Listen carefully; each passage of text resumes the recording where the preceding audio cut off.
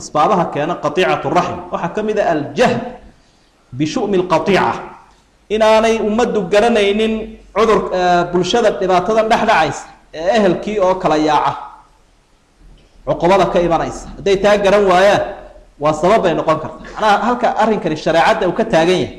مركان قف فهمين ده قطيعة دي بكل عيا وحيابها كان وحكم إذا حسدك اللي حسدك قفك كادر وسنة وقلي كرا قفك قرابة هذا أنا وقلي كرا ذلك قيم دينية مركاني وضعيف هاي إلهي وحده فطوعت له نفسه قتل أخيه ولبدي الماء آدم قابيل ما هذه المحو كد لي إلهي محو كاقا قبلي الله برقات سمي سيد دعاء استوحوا لي إنما يتقبل الله من المتقين دولا لإلهي الدعاء وحو يقا قبلي وحن لا يهي تقوذي أدوه تقوى لك وحس الوشاية وحيابها ذلك كالدي لقرابنا وحكم إذا قطيعنا كان warka la isaga qaado marka ehelka in warka laga daayo xun in loo kala qaado wanaag mooyaan iyagoo ummadana la mid ah al-urjub wal kibr iyadoo dadka wixii wax u kordhaan awood iyo aduun iyo aqoon inta kale ay ka kibraan intii kale soo garab qaban lahaayeen waxyaabaha qadiicada keeni kara way kuwa kalena cuqdad bay qaadayaan markuu dad iyo duuyo iyo awood iyo aqoon helay buu kaafir dhaday hebel dariga horena saas u ahaa halkaas cuqdad ka qaadaya الشح والبخل بخيلمه قفكو يسكليه نبي محمد وكدغي عليه الصلاه والسلام وحولها اياكم وشح بخيل نمدا يا اديق نمدا يلا خجعل نمدا اسك الهاليه لا خجعلدا خن وحو هلاغي امديدين كهوريه reer banu israa'iil wuxuu ku xambaaray bidhulm wa amarahum bilqati'a inay isku xad gudbaan iyo inay iskooyaanba uu ku kalif waxyaabaha keena qaraabo goysnimada waxa kamid ah ta'khiru qismat almirath dadku dhaxalka isugu jira inay hore u qaybsan waayaan oo isku daayaan muddo dheer uu isugu jiro awowgan dhinto aabahan dhinto ku kala ka sii dabalin inta kala budad bay soo qaadanayaan marka dambe qoriyana way soo qaadanayaan kawna way iskaga siinayaan laana 20 sano buu waxa iga cunayay kaas miyana bani aadam xaraha tasarrufkiisa lahayn muxuu igu hayaa waxayga waa ilaahay subhanahu wa ta'ala wuxuu ummadda u sheegay oo uu jideeyay marka qofku dhinto qof waliba inuu dhaxalkiisa qaato ilaahayna kii muu ilmo yar ahaado ama mu uurkaba ku jiraba haddii uurka ku jira la sugi maayo intuu dhaxlayo intuu soo dhalanayo laakiin dhaxalkiisa la siinayo baalka maalku waa irbad khatara oo insaanka ku taagan idan marka qofka adduunkiisa inuu xorriyad u yeesho inuu xaqiisi u lahaa ka dhaxarko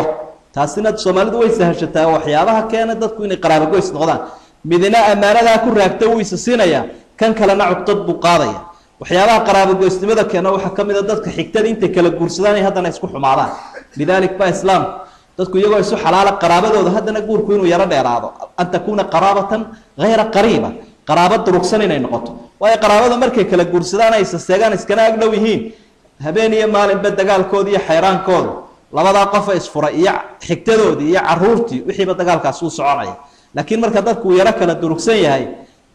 sharciga ilaahay wixii uu baneeyo talaaqiina uu yimaado waa laga yaabaa in arrinku inta ka salanaado kuwa iyo kuwa kale ayaa kamida عموما وقتيدي لو باهنا قرابه xiriirinta iyo iska warhaynta bulshada iyo gurmadkooda ayaynu marayna adilla badanna waynu soo qaadanay oo quraan iyo xadiis bale oo u baahan in la hirgeliyo oo tusinaya ilaahay inuu yahay cidda kuugu naxariis badan ciddii kuugu dhaweyd ba kor hadduu sidan kuugu dardaarmayo isaga iska dhis oo ka ag dhawow oo naxariis weydiiso isaga ayaa kuugu naxariis badan allahumma arina alhaqqa haqqan warzuqna ittibaa'a وأرنا الباطل باطلا وارزقنا اجتنابه ربنا هب لنا من أزواجنا وذرياتنا قرة أعين واجعلنا للمتقين إماما اللهم اجعلنا من الذين يستمعون القول فيتبعون أحسنه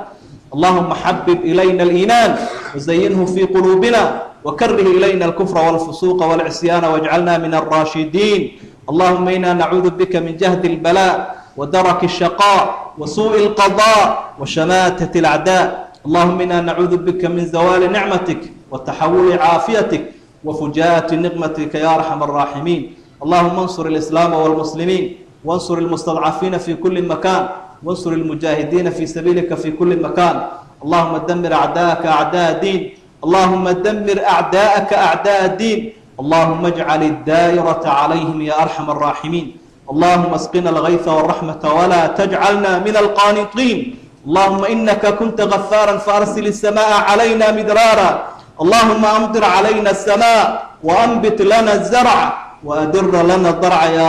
يا أرحم الراحمين. اللهم اشف مرضانا وعاف مبتلانا وارحم موتانا وتمم نعمتك علينا يا أرحم الراحمين. وصلى الله وسلم وبارك على نبينا محمد وآله وصحبه وسلم وسبحان ربك.